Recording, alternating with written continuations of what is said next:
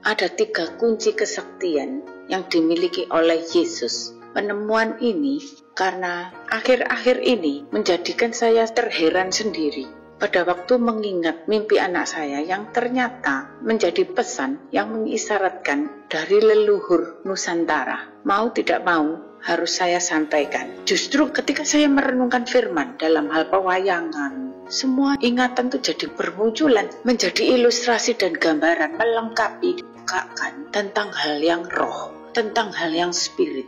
Dengan apa yang telah dialami oleh leluhur pada masa mereka mencari kebenaran. Dan ketika mereka melakoni, maka menerima perjanjian dari penciptanya. Perjanjian yang akan datang kepada Nusantara, yang harus disampaikan kepada anak cucu, yang menjadi pengharapan dari leluhur bagi anak cucu mereka. Ketika mereka sudah bisa menembus, masih disebut sebagai kepercayaan, melihat penglihatan ke alam masa yang akan datang itu, sehingga menjadi pengharapan para leluhur. Mereka pun melakoni untuk bisa menjadi seperti yang ada di dalam penglihatan itu, menjadi bagaikan para dewa dan dewi yang sepertinya sakti. Dan pengharapan itu menjadikan iman mereka sampai kepada anak cucu mereka pun menerima perjanjiannya. Seperti ketika Bapak Abraham menerima perjanjian bagi bangsa Israel, anak cucunya. Dan mereka harus masih menantikan karena masa dan waktunya belum tiba.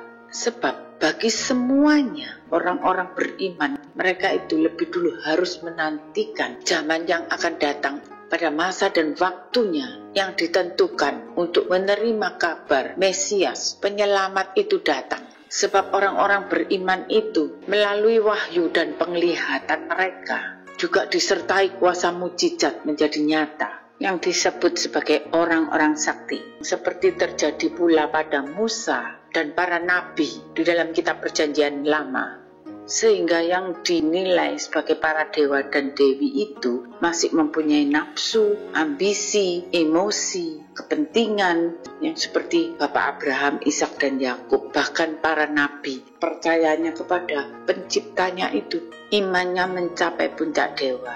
Sesungguhnya adalah keyakinan mereka pun telah mencapai tingkat dewa, sehingga menerima pewahyuan zaman yang akan datang, yang masih belum masa dan waktunya iman itu terjadi ada. Maka puncak kebatinan leluhur itu sudah mencapai tingkatan para dewa yang dialami oleh leluhur Nusantara, bisa menembus di langit kayangan. Namun sampai di kayangan mereka itu harus berhenti dan menantikan. Untuk menjadi layak dan diperkenan menghadap kepada penciptanya itu, ada proses yang belum diselesaikan, yang tertinggal, harus lebih dulu ditebus dan mempunyai tanda darah perdamaian. Karena pemahamannya belum bisa menjangkau, supaya bisa memahami maka harus kembali kepada kisah nenek moyang manusia, yaitu Adam dan Hawa, saat masih belum jatuh dalam dosa.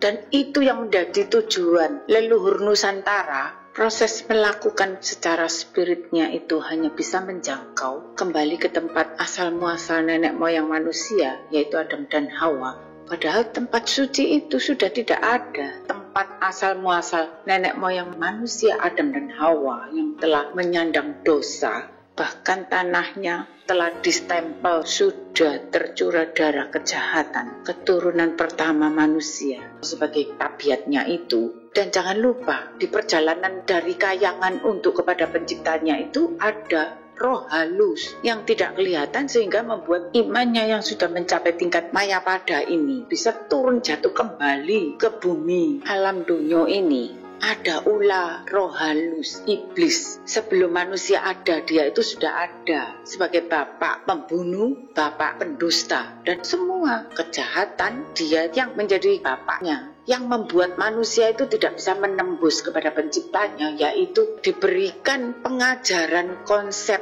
inkarnasi maupun pengajaran agama yang pemahamannya jadi dengan amal ibadah menjadi orang saleh, sudah itulah jalan menuju surga. maka semuanya itu hanya level samawi. Kebatinan yang telah dirintis dan dijalani oleh leluhurnya yang sudah mencapai tingkat para dewa, sudah menjangkau Mayapada, sampai hanya harus menjadi tingkat samawi yang tidak layak memahami kehendak dan rencana Allahnya, tertuntut menjadi dosa, melebihi dari pemahamannya para nabi. Kehidupan secara logikanya alam dunia ini, gunung sudah pada meletus, tanah sudah pada gempa, udara sudah tercemar dengan segala virus, bahkan lautan pun menjadi tsunami, dan alam pun memberi tanda dengan murkanya. Apakah masih bisa kuat manusia itu untuk melakoni inkarnasi di dalam bumi yang seperti ini? Sebab itu lebih dulu saya bagikan penglihatan yang diterima anak saya. Beberapa tahun yang lalu, anak saya pernah diberi mimpi, melihat bahwa dirinya sedang berdiri di atas awan-awan. Agak jarak berapa jauh gitu, dia melihat ada Tuhan Yesus sedang menundukkan kepala dengan wajah sedih. Dan di situ Tuhan bermahkotakan duri. Di awan-awan itu masih ada tangga untuk menuju tingkatan atas lagi. Dan di atas ada seperti angkatan udara, naik pesawatnya juga tentara yang berkostum pada zaman Perang Dunia Kedua. Seperti manusia, tapi juga seperti malaikat kesannya di dalam mimpinya itu.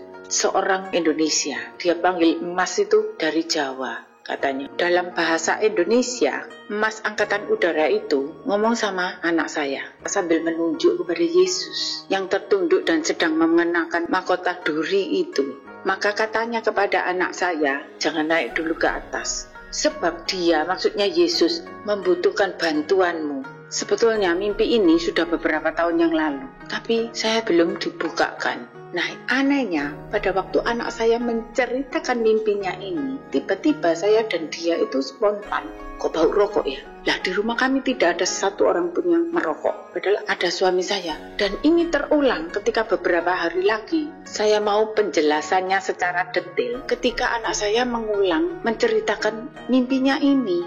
Tiba-tiba dia dan saya pun sepintas bau rokok lagi, berturut-turut dengan hari yang berbeda. Karena ini bukan sesuatu serangan jahat, maka aroma rokok itu hanya sepintas menjadikan saya ada tersirat, menjadi peduli untuk mengingatkan kepada saudara-saudara yang di Nusantara, yang merasa leluhurnya mempunyai perjanjian untuk menemukan kebenaran yang mereka pergumulkan pada masa lalu. Jadi bagi kami, ini mengandung pesan yang dititipkan dari leluhur Nusantara untuk kami sampaikan.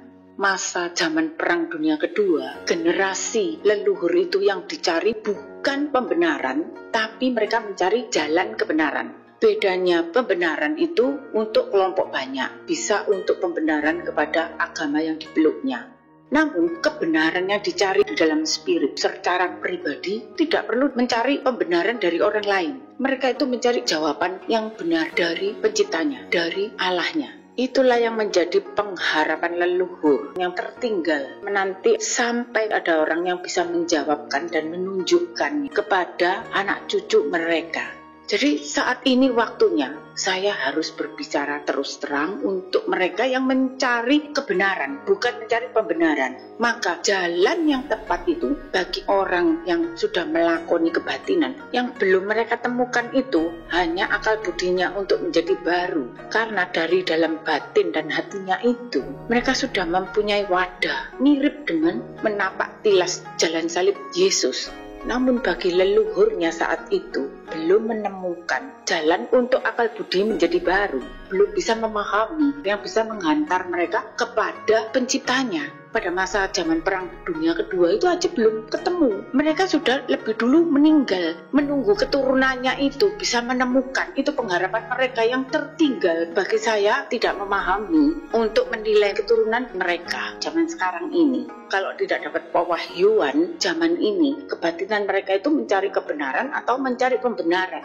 Masing-masing harus menyelidiki batin mereka. Kalau yang dicari itu kebenaran, jangan meniti tangga, mengulang seperti Perang Dunia Kedua, mengikuti para leluhurnya. Tetapi carilah jalan yang rela menanggung kutuk dan dosa menjadi sulung di mahkotai duri, untuk supaya akal budinya yang diproses menjadi manusia baru. haruslah mengaku Yesus sebagai Mesiasnya, sebab semua manusia telah berhutang atas dosa dan suara tuntutan arti hidupnya yang ada di dalam jiwa darahnya. Hanya Yesus Mesias yang mampu menanggung semuanya itu hingga lunas dibayarnya. Meskipun mereka yang sudah menjadi sakti dan mencapai iman tingkat dewa-dewi kayangan, di tingkat kayangan itu masih bahaya, masih bisa terjatuh lagi dengan tipu daya roh. Saat itu para leluhur belum bisa memahami, sehingga mereka menilai hanya dari kesaktiannya. Maka itu yang dianggap sebagai kebenaran dan mereka pasti tunduk kepada yang lebih sakti, bukan kepada kebenaran. Dan sebagai manusia, apakah bisa lebih sakti dari iblis? Maka kalau tidak menjadi pengikut Kristus, pasti akan kalah sakti dengan Lucifer yang adalah sebagai bapak pembunuh, pendusta, dan segala kejahatan, merancangkan yang jahat kepada manusia, sehingga kesaktiannya pun tidak bisa menyelamatkan untuk tujuan arah hidup kekal, tidak bisa menjembatani, karena mereka akan diserang tipu daya dari pemikirannya, cara berpikirnya. Maka akan diinput oleh ulat tua, terus mengulang kembali kejadian seperti di Taman Eden. Ketika Adam dan Hawa belum jatuh dalam dosa, hidupnya suci kudus dan dekat dengan Allah penciptanya. Namun bisa jatuh dalam dosa karena yang diinput itu dari matanya kemudian ke otak pikirannya. Juga yang terjadi kepada Yesus pada waktu percobaan di padang gurun. Yesus itu berpuasa 40 hari ngelakoni topo broto ibaratnya, tidak makan tidak minum 40 hari. Mungkin kalau kita yang mengalami pasti sudah menjadi halu. Nah, ini datang iblis mencobai untuk mempengaruhi daya pikiran Yesus yang dicobai, mencuci otak, ingin diinput memakai pandangan matanya melalui kuasa mujizat kesaktian Yesus untuk mengubah batu supaya dijadikan roti. Nah, saat itu kan Yesus memang sedang lapar, 40 hari 40 malam tidak minum dan tidak makan. Kunci rahasia pertama Yesus untuk melawan iblis. Ketika di dalam Lukas 4 ayat 4 itu Yesus menjawab, ada tertulis manusia hidup bukan dari roti saja. Jawaban Yesus ini yang mengartikan hidup itu adalah dari roti yang turun dari surga. Baca di dalam Yohanes 6 ayat 53 sampai 58. Maka kata Yesus kepada mereka, aku berkata kepadamu, sesungguhnya jikalau kamu tidak makan daging anak manusia dan minum darahnya, kamu tidak mempunyai hidup di dalam dirimu. Barang siapa makan dagingku dan minum darahku, ia mempunyai hidup yang kekal, dan aku akan membangkitkan dia pada akhir zaman. Nah, ini perjanjian kebangkitan akhir zaman. Sebab dagingku adalah benar-benar makanan dan darahku adalah benar-benar minuman. Barang siapa makan dagingku dan minum darahku, ia tinggal di dalam aku dan aku ada di dalam dia. Nah, ini yang diartikan manunggaling ulo lan Gusti, persatuan hidup dalam firman, kita dilebur oleh firman. Sama seperti Bapa yang hidup mengutus aku dan aku hidup oleh Bapa, demikian juga barang siapa yang memakan aku akan hidup oleh aku. Inilah roti yang turun dari surga, bukan roti seperti yang dimakan nenek moyangmu dan mereka telah mati. Barang siapa makan roti ini, ia akan hidup selama-lamanya. Orang sakti bagaimanapun, dia akan mati seperti leluhur kita, tidak mempunyai jaminan. Namun dalam proses peleburan manunggal hidup di dalam firman-Nya, dia dalam aku dalam dia yang akan berjanji membangkitkan arti hidupnya itu kekal. Itu janjinya bagi orang yang seperti Yesus waktu melakoni, dia sampai menjadi lapar, dia haus, dipersembahkan hidupnya ini. Yang dilakoni itu tidak menjadi sia-sia, berarti makna ibadahnya, sehingga menjadi layak untuk menerima roti hidup pada tujuan hal kekal. Kemudian masih ingin menjajal kesaktian Yesus, ditantang untuk memperlihatkan kesaktian Yesus, karena Yesus kan mempunyai kuasa sebagai anak yang akan ditolong malaikat kalau terjun dari tempat tinggi. Kunci yang kedua ini menjadi kesaktian Yesus untuk mengalahkan iblis. Yesus berkata, jangan mencobai Tuhan Allahmu. Nah, kalau meladeni itu namanya ketipu, kejebak. Ya gobloknya sendiri begitu. Karena yang diuji itu kan yang mempunyai kesaktian. Bukankah kesaktian ini adalah milik dia, bukan milik kita? Baca dalam Lukas 10 ayat 17 sampai 20. Kemudian ke 70 murid itu kembali dengan gembira dan berkata, Tuhan, juga setan-setan takluk kepada kami demi nama-Mu. Lalu kata Yesus kepada mereka, Aku melihat iblis jatuh seperti kilat dari langit. Sesungguhnya aku telah memberikan kuasa kepada kamu untuk menginjak ular dan kalajengking, dan kuasa untuk menahan kekuatan musuh, sehingga tidak ada yang akan membahayakan kamu. Namun demikian, janganlah bersukacita karena roh-roh itu takluk kepadamu, tetapi bersukacitalah karena namamu ada terdaftar di surga. Sebab itu menjadi orang sakti, kalau namanya tidak tercatat di dalam kitab kehidupan di surga secara pasti, maka semua kesaktiannya itu akan sia-sia, tidak akan bisa menang dengan iblis. Yang ketiga ini, Yesus dicobai, dunia ini diberikan kepada Yesus. Dengan syarat Yesus harus menyembah iblis. Nah, ini namanya pembodohan. Diberikan seluruh dunia, tapi yang mempunyai dunia ini harus takluk kepada iblis. Sama dengannya, iblis melepas satu mendapat semuanya. Tapi dalam Matius 4 ayat 10, Yesus berkata, Nyala iblis, sebab ada tertulis, engkau harus menyembah Tuhan Allahmu, dan hanya kepada Dia sajalah engkau berbakti. Lalu iblis meninggalkan Dia. Yang ketiga ini, iblis kalah total, kalah telak, sehingga meninggalkan Dia. Dan saat itulah tanpa diperintah, Yesus menerima pelayanan malaikat-malaikat melayani Yesus. Keadaan Yesus saat itu tentu haus dan lapar setelah berpuasa 40 hari, 40 malam tanpa makan dan minum. Kesaktian Yesus dalam mengalahkan percobaan yang ketiga ini, karena di dalam Yesus itu memahami, mengenal kehendak dan rencana Roh Kudus. Baca di dalam 1 Korintus 10 ayat 20 sampai dengan 22. Bukan apa yang kumaksud ialah bahwa persembahan mereka adalah persembahan kepada roh-roh jahat, bukan kepada Allah. Dan aku tidak mau bahwa kamu bersekutu dengan roh-roh jahat. Kamu tidak dapat minum dari cawan Tuhan dan juga dari cawan roh-roh jahat. Kamu tidak dapat mendapat bagian dalam perjamuan Tuhan dan juga dalam perjamuan roh-roh jahat. Atau maukah kamu membangkitkan cemburu Tuhan? Apakah kita lebih kuat dari Dia, yaitu Tuhan maksudnya? Rahasia kunci kemenangan Yesus memahami kalau sudah tingkatan roh masuk ke dalam melakoni spiritual, bahwa Elohnya, pencipta itu, Dia itu cemburu dengan roh-roh selain hanya kepada Dia saja. Tidak ada untuk bergaul dengan jin-jin putih atau hitam, jahat atau baik. Semua roh itu hanya berpusat pada satu Roh Kudus, Rohnya pencipta. Sebab ini sudah tingkat kebatinan yang tinggi, sampai dunia ini pun ditawarkan. Karena dunia ini sudah menjadi kuasanya waktu Adam dan Hawa tertipu terpedaya olehnya. Setelah masuk dalam tingkatan ini, yang menjadi pantangan sama sekali tidak kompromi dengan tawaran kemakmuran hidup.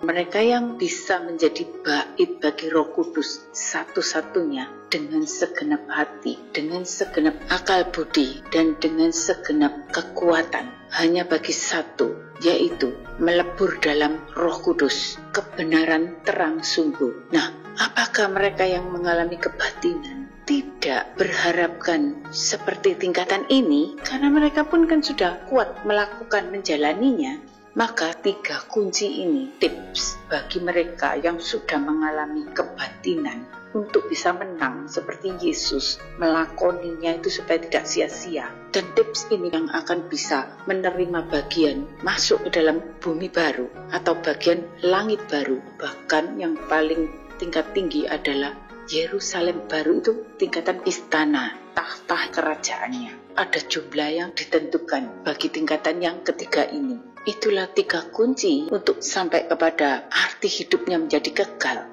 supaya tidak lagi mengeraskan hatinya bagi mereka yang mencari kebenaran, bukan mencari pembenaran. Amin.